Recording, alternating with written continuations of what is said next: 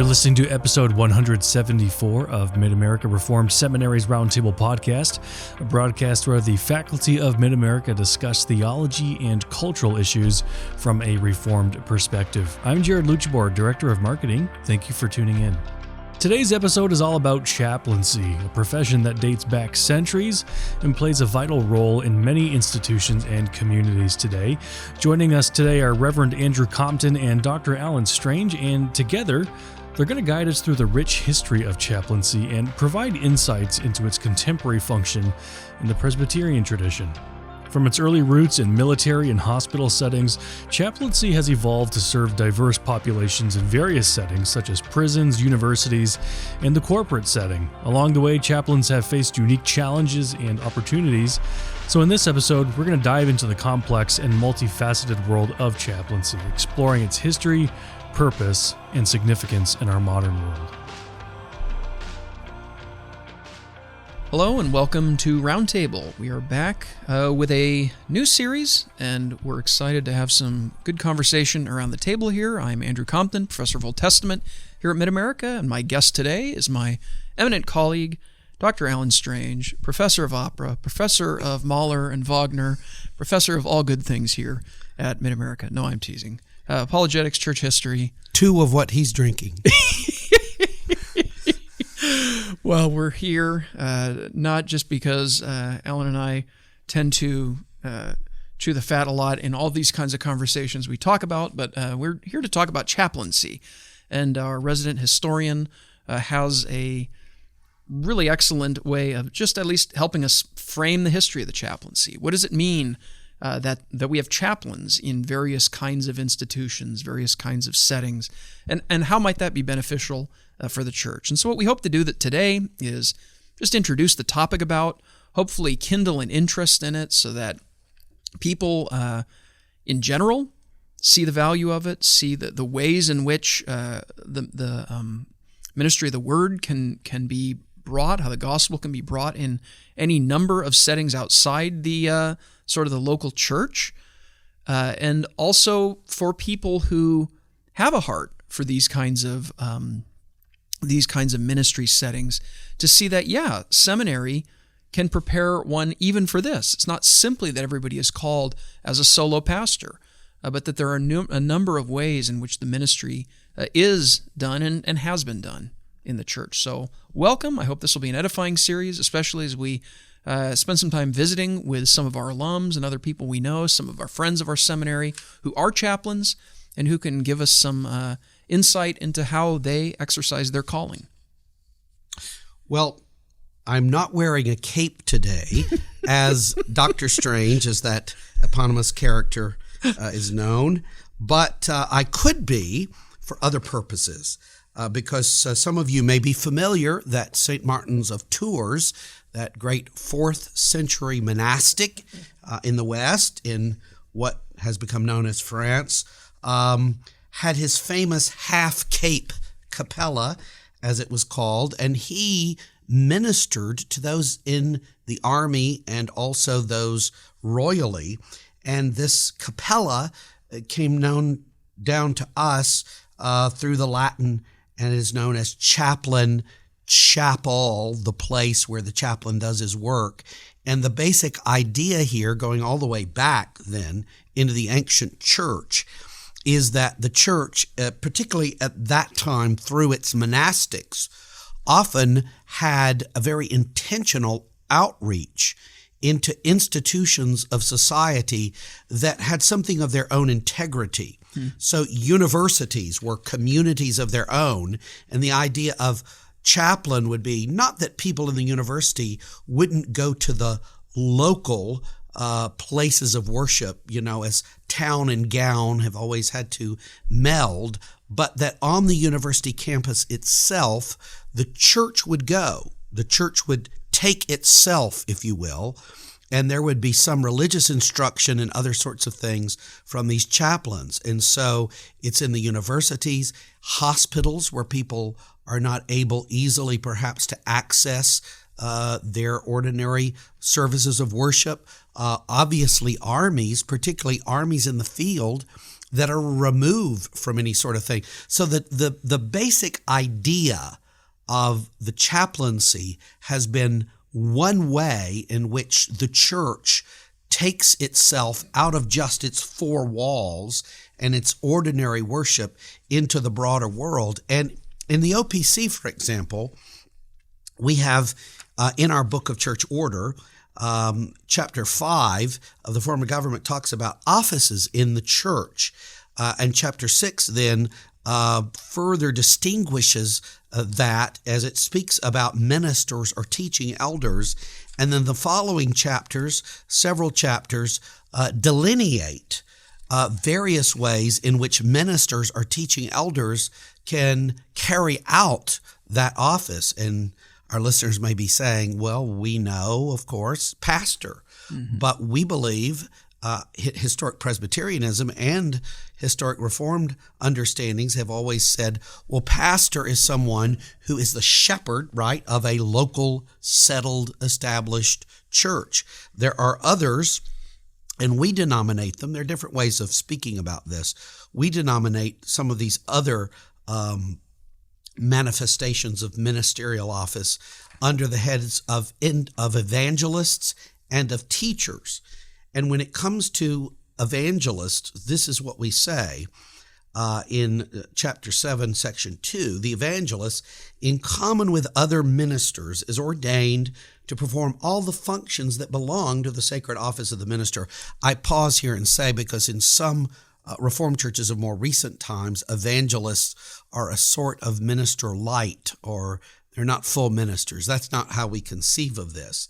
And we go on to say, distinctive to the function of the evangelist in his ministry of the gospel. And then we delineate different ways that evangelists might be called and serve in the church.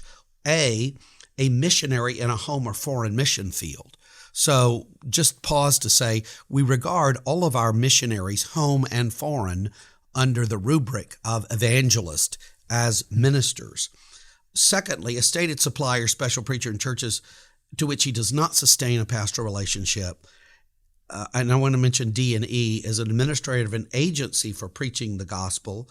So you could be an administrator of something like Great Commission Publications, which is a joint church agency, and the head of that is a minister and an evangelist, or an editor or similar ministry through the press and other means of communication.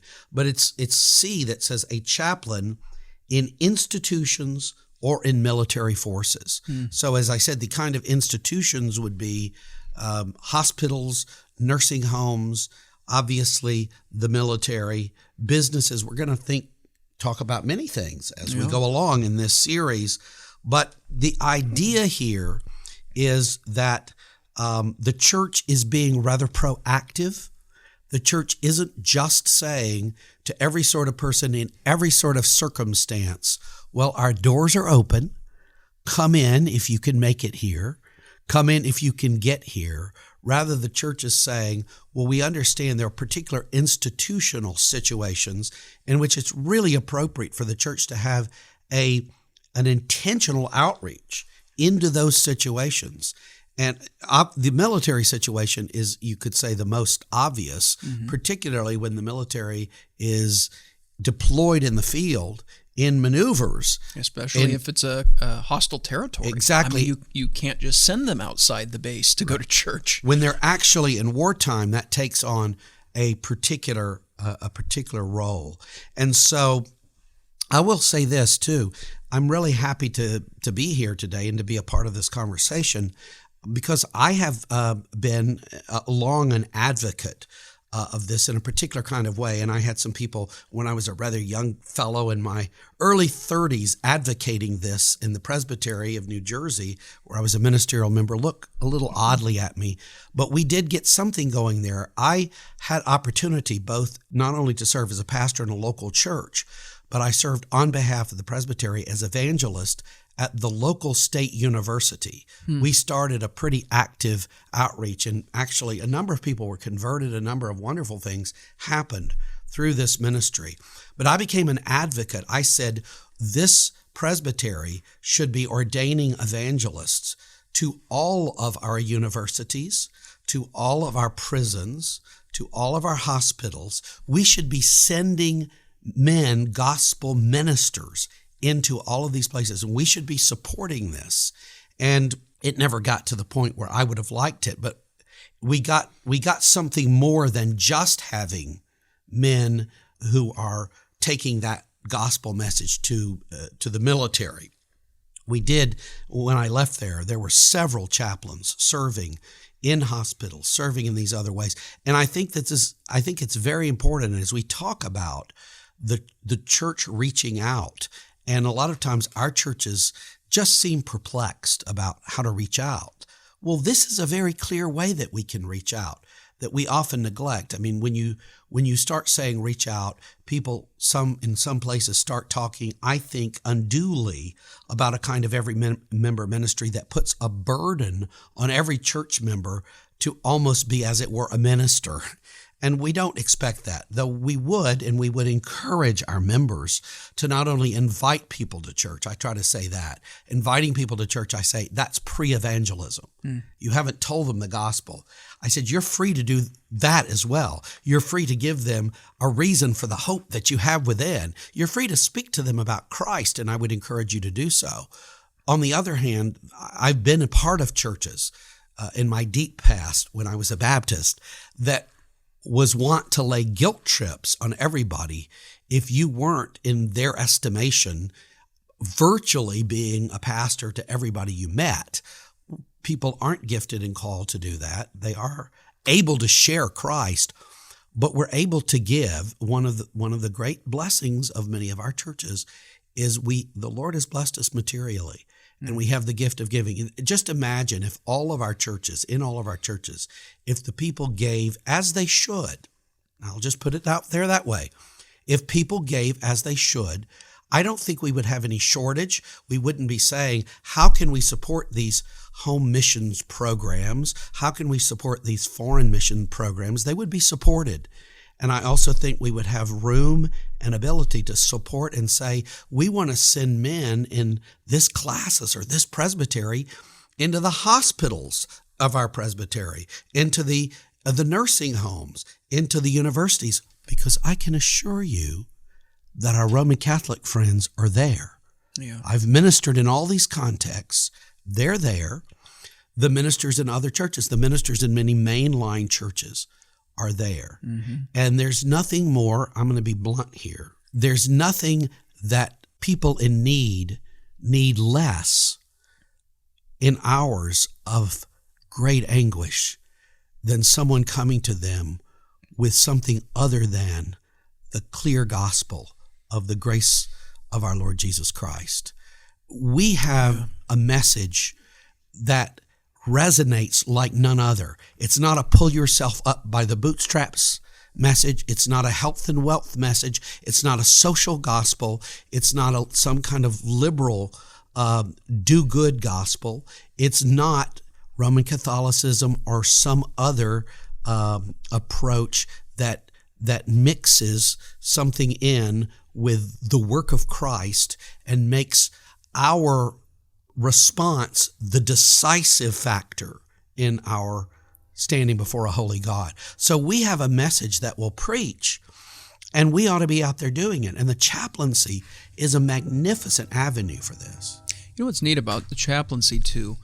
On the one hand, it is sort of at the forefront of evangelism, just like you described. I mean, there are people who, in God's providence, are at some of the darkest times in their life in the hospital, or at some of the most floundering times of their life in the military. I mean, I remember a chaplain I visited with when I was still in seminary, who kind of jokingly described himself as a youth pastor to about 20,000 young people.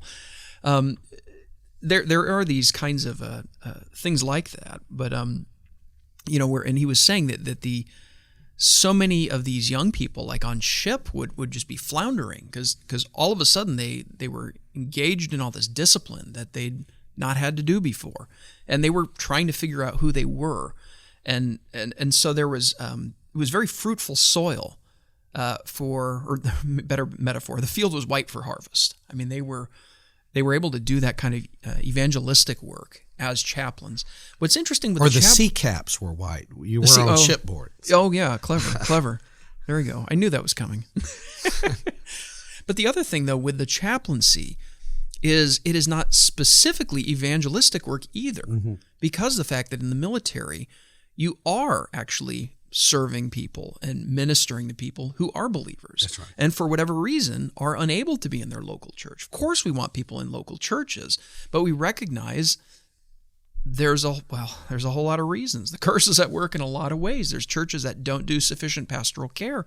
There's churches that have such loose conceptions of membership that somebody may be in the hospital and there's no pastor there who they really know to even contact.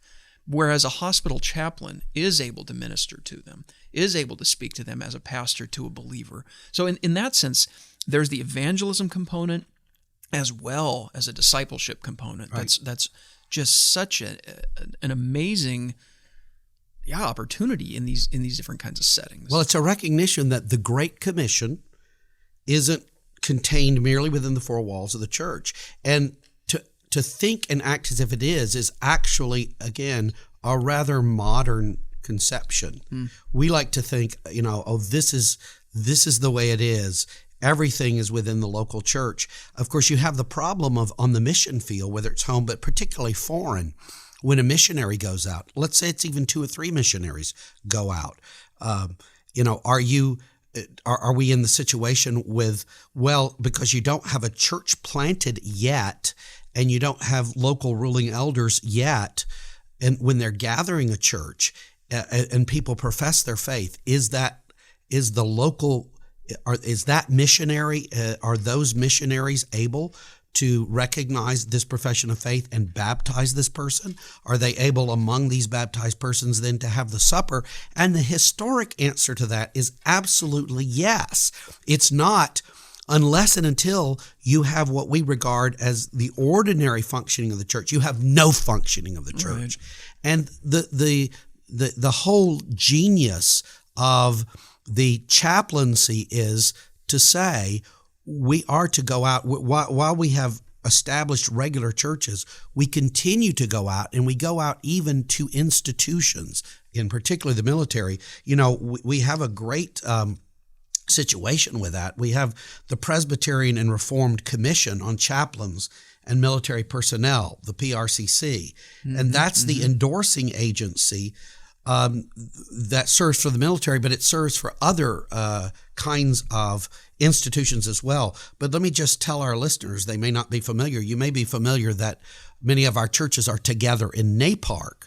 Well, many of our churches are together and are under the rubric of this agency that endorses chaplains, and it's the Associate Reformed Presbyterian Church, the Korean American Presbyterian Church, the Korean Presbyterian Church in America, KOSIN, the Orthodox Presbyterian Church, the Presbyterian Church in America, the Reformed Presbyterian Church of North America, and the United Reformed Churches in North America. They are all under the aegis of this body, and it serves to protect them. This body, when it sends a chaplain and endorses a chaplain that comes from one of our member churches, there's some misapprehension and misunderstanding. Some people would say, well, given the tenor of the times, can one of our chaplains, can a URC man or an OPC minister, can he really, in his position in, say, the U.S. Army or the U.S. Navy, can he be faithful to our confessions? And this agency says he will be faithful to that, and it requires faithfulness to that. And those institutions, take the Army and the Navy, they do not ask a man to minister contrary to his own confessions, the 3 forms of unity, the Westminster Standards, and to the church order. I won't say, I won't fail to acknowledge that it is getting more difficult. But it's getting more difficult to be a pastor because, the questions of, say, gender fluidity is something that we're all having to deal with. And I hope the response of some isn't, well, we don't have to deal with that in our church. Well, I can understand that you may think you don't need to ordinarily deal with it as your church is constituted, but I hope all of us are being so outreaching and want to be so outreaching in our local church that people are coming into our local church who have lots of issues, things that need to be dealt with. And, we want to very much resist in the kind of times we find ourselves retreating into a holy huddle and not continuing to preach the gospel, not continuing to carry out the Great Commission. And I think people need to realize, too, that organizations that are seeking chaplains are doing so because they know, you can admit a company or the military, it's not that they have had some kind of spiritual revival necessarily, that they've embraced orthodoxy as a corporation or something, right. But they recognize that the individual workers have religious convictions that are very much a central part of who they are as workers and as people. And their efforts to bring in chaplains are because they say, in some ways it's just pragmatics for the company, right. But hey, that serves us well. Right. But they're saying these people in their faith commitments are better cared for, have a better experience working here, are thereby better workers, better co-workers, better employees, when they have this encouragement in their spiritual life. And what ends up happening then, and to your point about the Joint Commission, is that this shows why, for example, the military doesn't want to pressure an Orthodox Presbyterian or United Reformed chaplain to do something that would violate their ordination vows. Because if they do so, and the Joint Commission is required to pull their commission, suddenly they have to deal with a chaplain. What do they do with him? He doesn't have a commission anymore. Right. Maybe, okay, well, now they have to discharge him. How do they get... It causes all kinds of problems. And so the Joint Commission, I'm using the old language, aren't I? What is it called again? It used to be called the Presbyterian Reformed Joint Commission. It's just Commission on Chaplains and Military Personnel. But, they are able to even help the military see this is the kind of people we're sending to you. And the military is saying that's good because we want those kind of people to do their thing. And if there's somebody who's not in their faith, we know that they'll at least help those people whatever they need to do. If they need to help them find some other, hymn books or something, they'll do that. But it's not a matter of forcing chaplains to preach some kind of blathering, social gospel or something like that.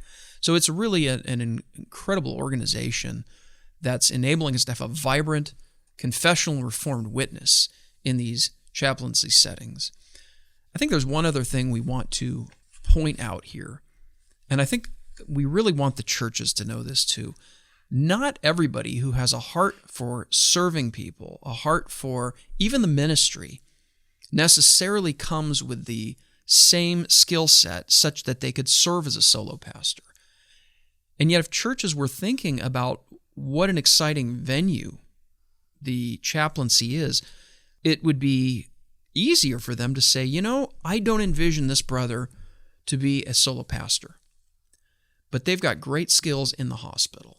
And I want them to go through seminary. I want them to be licensed. I want them to be ordained so that they can be in the hospital ministering there. And that's not often, well, I don't know how often or not, but I've heard enough conversations where I don't think a lot of people think of that as a viable option for ministerial service. And we just want to say, we need to open our eyes to the excitement of these different venues.